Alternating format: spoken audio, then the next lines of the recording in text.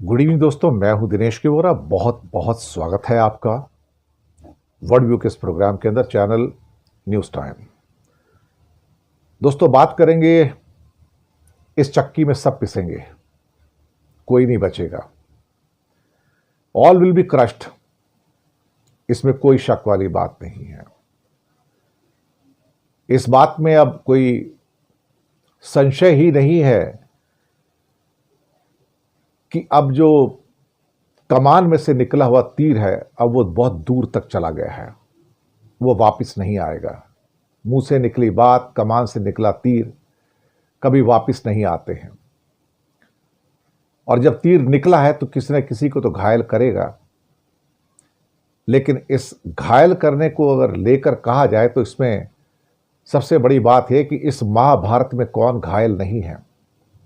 क्या अमेरिका और इजराइल घायल नहीं है? क्या सिर्फ ईरान घायल है? क्या सिर्फ गल्फ के जो देश हैं वो घायल हैं, या फिर पूरी दुनिया घायल है? सच बात तो यह है, इस चक्की के अंदर गेहूं भी पिसेगा और इस चक्की में घुन भी पिसेंगे। जो दूर खड़े हैं वो भी पिसेंगे, जो पास खड़े हैं वो भी पिसेंगे, जो साथ में है वो भी पिसेंगे, जो दूर हैं वो भी पिसेंगे। इस आग से कोई नहीं बचेगा।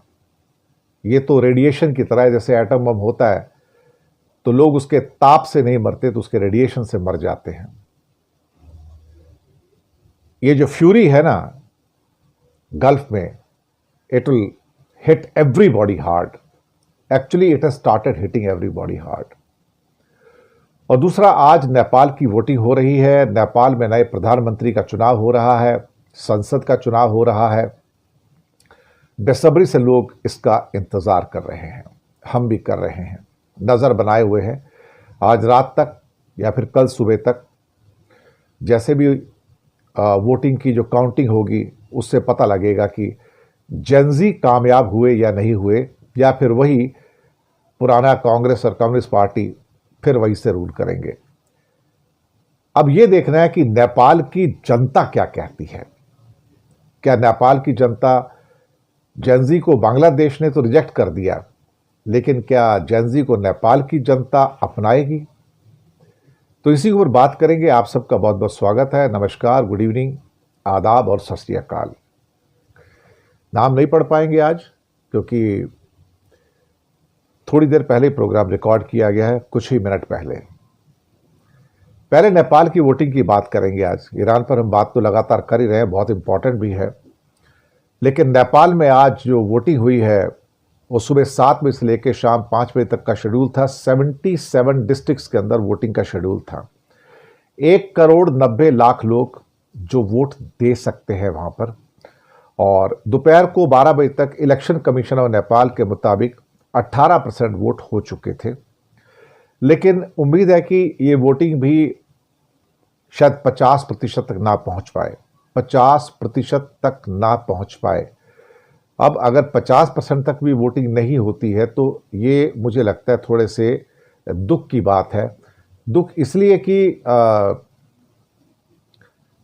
अगर नेपाल की जनता 50% भी नहीं निकलती है तो फिर वो सारा गुस्सा, सारा आक्रोश वो कहाँ चला गया? तो यूथ को तो बाहर निकलना चाहिए था ना। 3 लाख सिक्योरिटी पर्सनल की वहां ड्यूटी लगाई गई है। 275 सीटों का चुनाव है, 165 का डायरेक्ट होता है, और 100 जो 110 सीटें जो हैं उसमें, वो कुल मिला के इसमें जो क्या कहते हैं कि प्रोपोर्शनल रिप्रेजेंटेशन से आते हैं। वो भी एक सिस्टम है, हम पहले भी उसके बारे में बात कर चुके हैं। इसमें पुष्प कमल दहल, साथ में शेर बहादुर द्यूबा, केपी शर्मा ओली, और साथ में केपी शर्मा ओली झापा 5 की सीट से लड़ रहे हैं। और राष्ट्रीय स्वतंत्र पार्टी जो है, वो जिसके बालन शाह जो हैं वो जेनजी के कैंडिडेट हैं। तो देखते हैं क्या होता है। और चुनाव के कल तक जब रिजल्ट्स आएंगे तो हम ज़रूर उसके ऊपर अपनी नज़र बनाए रखेंगे कि आखिरकार नेपाल में जनता ने किसको चुना है, और हम सबका उसमें इंटरेस्ट है। अब आते हैं, इस चक्की में सब पिसेंगे। सही बात है साहब। दुनिया की 800 करोड़ पॉपुलेशन और सभी घायल हैं इस समय। कोई लेफ्ट से घायल, कोई राइट से घायल, कोई पीछे से घायल, कोई फ्रंट से घायल, किसी का हाथ घायल, किसी का पैर घायल। लेकिन आज भारत ने बहुत ज्यादा दबाव, जो कि मोदी सरकार बिल्कुल भी, जिसने शोक व्यक्त नहीं किया था एक हेड ऑफ स्टेट अयातुल्ला खमनई के मारे जाने पर, एक शब्द भी नहीं कहा, और इतनी मतलब इंडिया की बदनामी हो रही थी कि आखिरकार भारत के फॉरेन सेक्रेटरी, फॉरेन मिनिस्टर ने भी कुछ नहीं कहा। साहब शर्म की बात है, डूब मरने वाली बात है साहब पूरी मिनिस्ट्री के लिए। फॉरेन सेक्रेटरी को ईरान की एम्बेसी में भेजा जाता है एम्बेसडर से मिलने के लिए, और वहां जाके वो शोक पुस्तिका के अंदर अपना कंडोलेंस मैसेज लिखते हैं। तो पहली बार भारत ने अयातुल्ला खमनई के मरने के बाद, कुर्बानी के बाद उनकी, इंडिया ने जाकर ईरान की एम्बेसी में शोक पुस्तिका साइन की है। मॉर्निंग बुक कहते हैं उसको, जहाँ पे मौन किया जाता है उसको, और वहाँ पे भारत की ओर से उनको श्रद्धांजलि दी गई है, उनके बारे में लिखा गया वहाँ पर।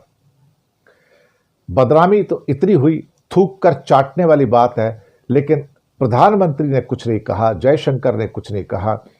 इन दोनों के लिए मैं तो कहूँगा कि शायद चुल्लू भर पानी के अंदर भी डूब मरने को जगह नहीं होगी, क्योंकि किसी हेड ऑफ स्टेट का क्या कहते हैं कि मृत्यु हो जाती है, उसको मार दिया जाता है कि, और ये शोक व्यक्त नहीं करते। इसी प्रकार पहले जब मादुरो को उठाकर ले गए थे तब भी मोदी ने उसके ऊपर कोई शोक व्यक्त नहीं किया था, कोई कमेंट नहीं किया था। जब आप पूरी गोद में जाकर बैठ ही गए हैं तो कोई क्या कर सकता है। लेकिन अब जब बात हो रही है चक्की में पिसने की, तो पूरी दुनिया में हाहाकार मचा हुआ है। चीन ने भी अब कई बार बातचीत कर ली है, इजराइल से बात की है, सऊदी से बात की है, कुछ और देशों से बात की है, और वो कह रहे हैं कि इस युद्ध को रोको वरना सब कुछ बर्बाद हो जाएगा। आप सिर्फ खुद को बर्बाद नहीं कर रहे हो, आप पूरी दुनिया को बर्बाद कर रहे हो, क्योंकि अब कोई लेफ्ट या राइट पे नहीं खड़ा, अगर कोई मिडिल लाइन में खड़ा है उसको भी ड्रैग किया जा रहा है इस पूरे के पूरे खित्ते में, इस वॉर के अंदर। गल्फ की तो पूरी इकोनॉमी में कम से कम नहीं तो 150-200 बिलियन डॉलर का लॉस हो चुका है। बाकी दुनिया के जो लॉसेस मिला लो तो कोई हिसाब ही नहीं है, मतलब कोई काउंटिंग ही नहीं है। यानी कि ऐसा लगता है कि जैसे पूरी जो वर्ल्ड की इकोनॉमी होती है वो 100 ट्रिलियन डॉलर की मानी जाती है, और साहब 0.3 ट्रिलियन डॉलर पर डे का इसमें क्या कहते हैं कि पूरी दुनिया का ट्रेड होता है। 0.3 ट्रिलियन का मतलब 300 बिलियन डॉलर का पर डे का ट्रेड है, और उस 300 बिलियन डॉलर के ट्रेड में चाइना का, गल्फ का, अमेरिका का, यूरोप का, भारत का, जापान का, कोरिया का, ये बड़े हिस्सेदार हैं। तो इसका मतलब 300 में से कम नहीं तो 200 बिलियन डॉलर का पर डे का लॉस इस दुनिया के अंदर हो रहा है, तो उसकी चुकताई कौन करेगा? तभी तो मैंने कहा इस चक्की में तो सभी पिसेंगे भाई साहब, बचेगा कौन यहाँ पर। लेकिन पुतिन साहब अब मुस्कुरा रहे हैं। पुतिन साहब के मुस्कुराने की वजह है, और एक तरफ से चीन के भी मुस्कुराने की वजह है, क्योंकि चीन को पता लग गया कि अमेरिका दलदल में फंस गया, और ईरान के दलदल में फंसे तो फिर आप निकल नहीं पाते हैं किसी भी कारण से।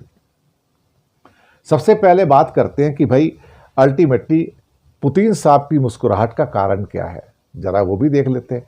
पुतिन ने यूरोप की उस दुखती हुई रग पर हाथ रख दिया, या अपना मास्टर स्ट्रोक चल दिया, जिसको लेकर आज ट्रंप बैठ के रात को अपने या तो बाल नोच लेंगे, या यूरोप के लीडर बौखला कर चिल्लाएंगे कि है हमने क्या कर दिया।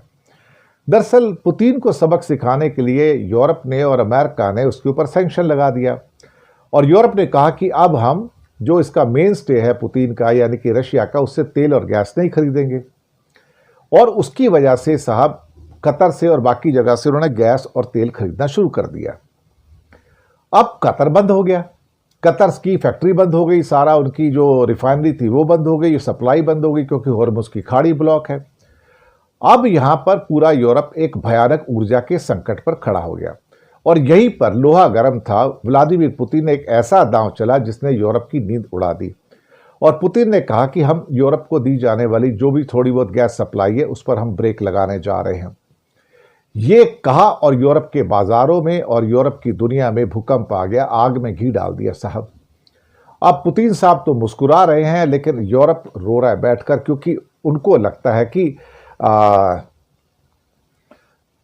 क्या हमने रूस से तेल और गैस ना लेकर बड़ी गलती कर दी है, और अब रूस हमको तेल और गैस देगा नहीं तो बाकी कहीं जगह से मिलेगा नहीं, तो हमारा घर कैसे चलेगा, चूल्हा कैसे जलेगा हमारा।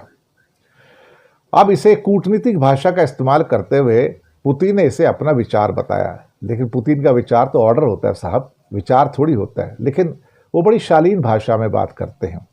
उनका कहना है कि मैंने अभी डिसीजन लिया नहीं है लेकिन ले लूँगा। इसका मतलब है कि 2-3 दिन के अंदर ये डिसीजन जब आएगा तो साहब पूरा का पूरा यूरोप कांपता नजर आएगा, क्योंकि यूरोप तो अभी भी वहाँ से गैस और तेल ले रहा है।